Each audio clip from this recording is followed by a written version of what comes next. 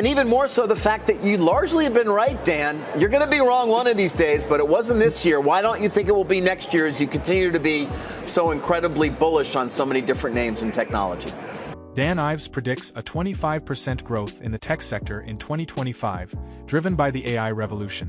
He sees early-stage opportunities, with companies like Nvidia, Microsoft, Tesla, and Palantir positioned to benefit as AI adoption accelerates across industries. Ives highlights the multiplier effect of AI investments, fueling broader tech innovation and enterprise adoption. He emphasizes the importance of AI-driven software, with leaders like Palantir and Salesforce showing significant growth potential. Despite valuation concerns, Ives believes these companies can evolve into major tech players. He also notes that capital expenditures on AI will drive long-term growth, with increasing enterprise use cases. Additionally, Ives expects a surge in mergers and IPOs as companies seek scale in AI. He foresees intensified competition among tech giants and regulatory challenges, but remains optimistic about the sector's resilience and expansion in 2025.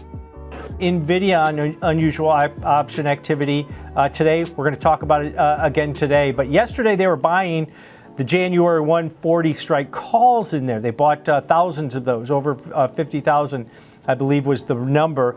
But today, stock's down about 2%, still up over 170% so far this year.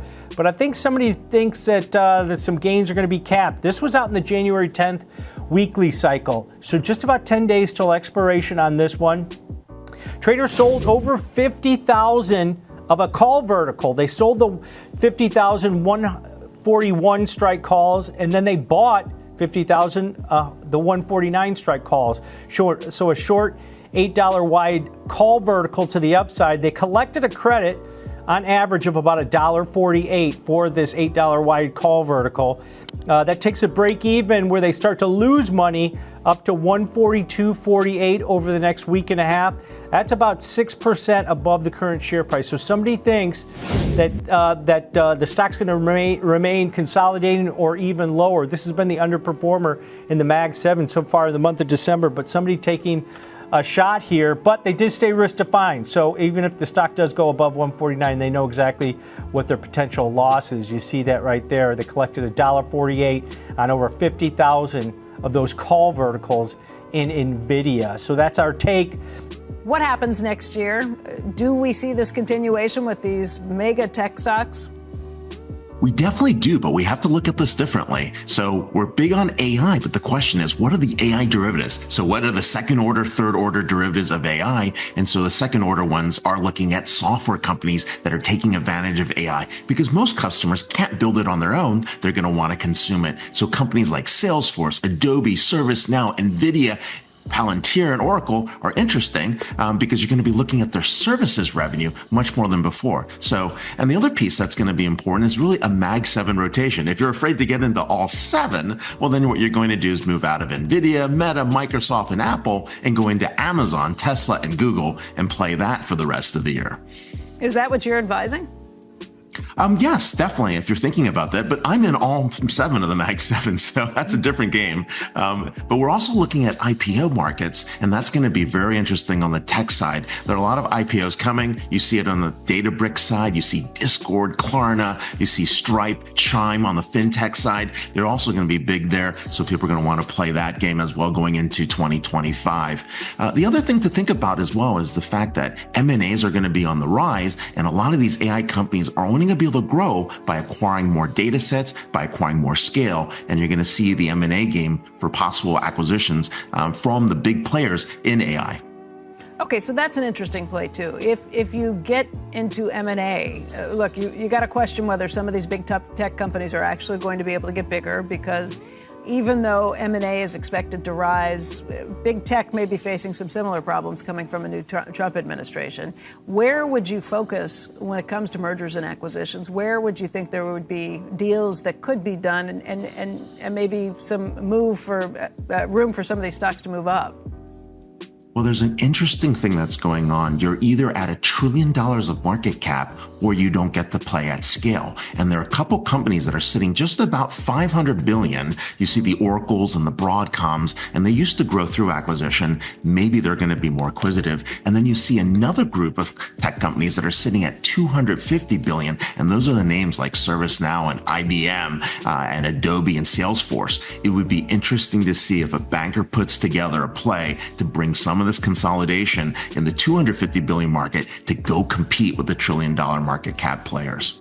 No, thanks so much for that. It's been awesome to be on the whole year. Look, to me, it's all about hand-holding investors through this AI revolution. And I think we're looking, in our opinion, this is still only the second inning of the 9-inning game. And everything we see from all of our spending is about the multiplier. For every dollar spent on Godfather of AI, Nvidia, on those chips, there's a $8 to $10 multiplier across the rest of tech, which is why I continue to believe that tech stocks are going to be up 25% into next year. And it's only 10 p.m. in this AI party that goes to 4 a.m.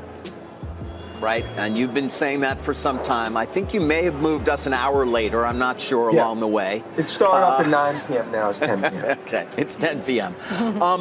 Dan, there is this question as to, are investors going to start to demand to see a real return from all the investment that's been made, the hundreds of billions, frankly, that will have been invested and will be invested in the coming year as well by the hyperscalers, for example. Do you think that demand will be made, and will it be met? Look, that's been the big question. I think we started to see that inflection point with the Messi of AI Palantir. Because I think if you look at Palantir, that was the first one in the use case that we start to now see these things play out across enterprise. Then Salesforce, that was a huge moment, what we saw from Benioff in terms of that last quarter. I actually think software is going to be the key.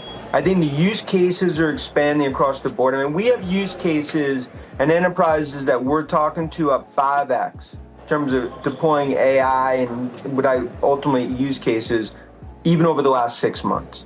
And I think that is going to be the key as this all plays out. Look, $2 trillion of CapEx, AI CapEx next 3 years. Fighting that is going to be tough, and that's what I continue to say. The bears can find AI in the spreadsheets. I get it. These companies have to execute. But execution's been there. Now it's going to be about the rest of tech. That's why we laid out. Those are the top 10 plays that we see for AI in 2025. In terms of enterprise AI in particular, you think the two best software plays are Palantir and Salesforce. What are some examples of software companies that you are more doubtful of their AI potential? Look, I think Adobe, you'd have to be a little more doubtful in terms of, what they can do. I think obviously still huge potential. I think when you look at, I think IBM's had a lot of success, but to me, it's really who are the ones proving it out. It's Palantir, it's Salesforce, I think it's MongoDB, it's Snowflake. I think Oracle's having a huge renaissance of growth. And then you're also going to see with Khan done at the FTC, you are going to see M&A skyrocket across tech. These big tech players are going to get stronger and they're going to get bigger. And I think that's going to be a huge theme that plays out across 2025 as the strong get stronger. Dan, just tell me why I shouldn't be concerned if I own Palantir that it trades at 50 times sales and that the insiders have been selling hundreds of millions of dollars worth of stock in the last 6 weeks and it's gone vertical and they keep trying to goose it by getting into different index. It just feels like a very promotional situation for an admittedly strongly positioned company that just seems like it's become a little bit of a cult. Yeah, look, Mike, I definitely, bull-bear debate, it's almost reached Tesla-like sort of emotional bull-bear debate on Palantir. Look, to me, it's really about, it's not about in the next year in terms of what this thing's trading at. I view it as, can Palantir be the next Oracle, the next Salesforce? If that's true, and I believe that's true, then this is a name that goes much higher from here. In terms of what you're talking about, I think that's why you got to focus on AIP, as they prove out this sort of enterprise use cases, and can this be something that expands to ultimately 30-40% of this overall revenue? I think that's the key. But I don't get too caught up in some of the noise. I just focus on all of our checks, and that's why Palantir, look, the haters, they hate it as a teenager, as a stock, despise it as a senior citizen. And I think This is a stock that has potential to be 3 digits and higher. The tech sector is expected to grow 25% in 2025, fueled by the AI revolution, with key players like Nvidia, Microsoft, and Palantir leading the way. Analyst Dan Ives highlights the increasing adoption of AI across enterprises, predicting $2 trillion in AI-related spending over the next 3 years. Companies like Palantir and Salesforce are at the forefront, driving software innovation and expanding AI use cases, while Manda and IPO activity are set to reshape the industry landscape. Despite opportunities, challenges such as high valuations, insider selling, and regulatory pressures loom. Investors are encouraged to focus on AI-driven software and service providers while monitoring consolidation among mid-tier tech players aiming to compete with trillion-dollar giant. Which AI-driven companies do you believe will dominate in 2025? How should investors balance growth potential with valuation risks in the tech sector?